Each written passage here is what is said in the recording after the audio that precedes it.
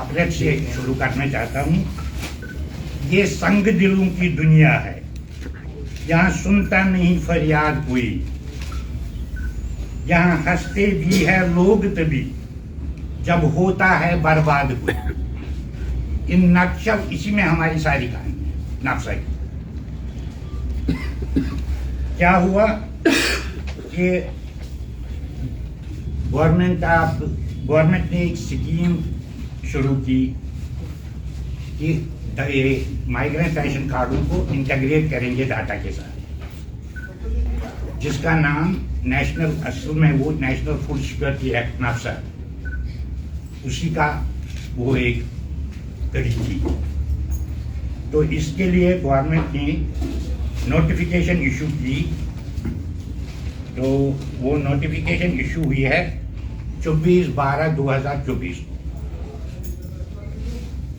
और फिर accordingly commissioner साहब ने उसके लिए वो जो आगे कार्रवाई करनी थी उन्होंने नोटिफिकेशन निकालने शुरू किए।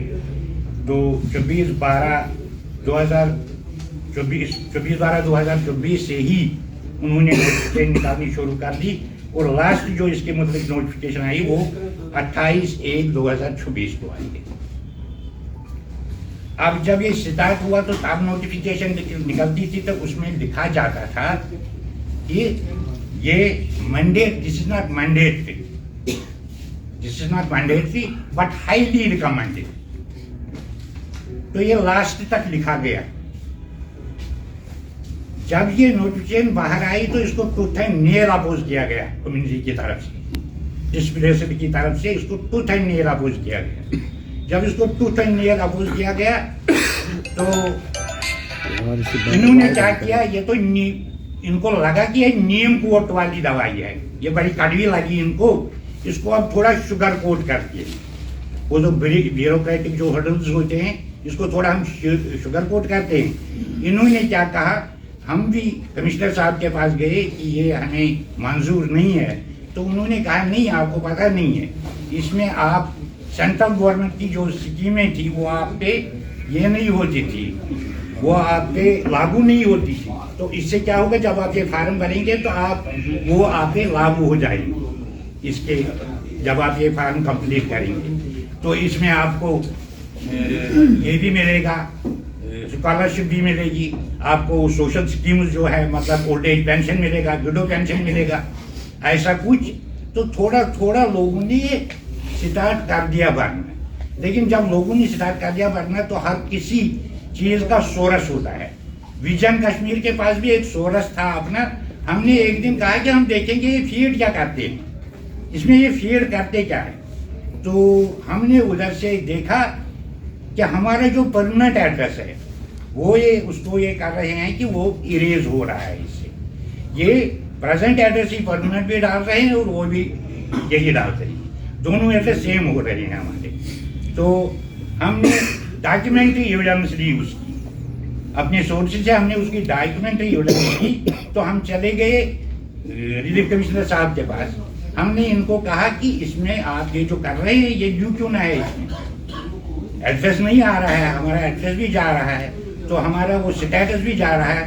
तो इन्होंने कंसर्न उस टाइम दिखाया, उन्होंने बड़ा कंसर्न दिखाया, कहा कि कोई बात नहीं, इसको हम रेक्टिफाई कर देंगे। उधर ही इन्होंने फोन किया, पता नहीं जोनल अफसर को किसको, तो हमें एश्योर किया इन्होंने, नहीं ये रेक्टिफाई हो जाएगा, ये हाँ इसमें ये तो ये गलती है, ये तो बड़ा है, ये इसमें है माइग्रेंटों के लिए, तो हम इसको रेक्टिफाई कर देंगे। हम यूं ही वापस आए, उधर से वापस आए तो हम देखते रहे कि क्या हो रहा है। अब रिसेंटली क्या हुआ कि हमें एक इन्होंने इशू करनी शुरू कर दिया ये कार्ड। तो एक कार्ड मिला हमें, इसमें इनका जो ये था नक्शा, इसमें दो कैटेगरी है, NPH and FHH। NPH non priority household, PHH हो गया priority household. As migrant हम एकदम उठा के PHH में डालनी थी, प्रायोरिटी हाउस होल्ड में डालनी थी, क्योंकि गवर्नमेंट ने, J&K गवर्नमेंट ने एक आर्डर, एक नोटिफिकेशन निकाली है कि जो माइग्रेंट का कैश असिस्टेंस है वो इनकम में काउंट नहीं किया जाए। वो इनकम में काउंट नहीं होगा। अब जो रिसेंटली इन्होंने कार्ड इशू किया है, तो उस कार्ड में क्या है, वो 2 सोर्स का कार्ड है। 2 सोर्स, एक तो उसका ना वो एड्रेस वाला सिस्टम रेक्टिफाई हो गया है, वो तो दोनों वही आ रहे हैं, और दूसरा इन्होंने क्या किया है, उसको NPH में डाल दिया है, नॉन प्रायोरिटी हाउस होल्ड में डाल दिया है।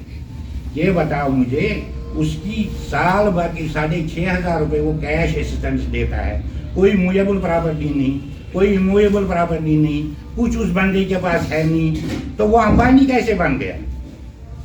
जब वो NPH में डाल गया तो उसका मतलब उसका तो वो सारा स्टेटस ही खत्म होगा, वो किसी चीज का एलिजिबल होगा ही नहीं। अब मेन मुद्दा क्या है, वो ब्रीफ में बताइए, क्या चाहते हैं हम? वो बताइए ब्रीफ में क्या कहना चाहते हैं। ब्रीफ में हम चाहते हैं कि आप इसकी एक कैटेगरी अलग बना, माइग्रेंट, कश्मीरी माइग्रेंट की कैटेगरी अलग बना, उठा के जितने भी रिलीफ होल्डर हैं सीधे इसमें डाल दो, सीधे डाल दो जिनका रिलीफ है। अगर गवर्नमेंट ने कहा है कि रिलीफ इनकम नहीं है, तो उस बंदे के पास क्या है 36 साल के बाद? उसके पास तो है ही नहीं कुछ, तो उसको सीधे उसी में डाल दो। अब NPH में क्यों डाल रहे हो? ये ह्यूमिलेशन क्यों कर रहे हो?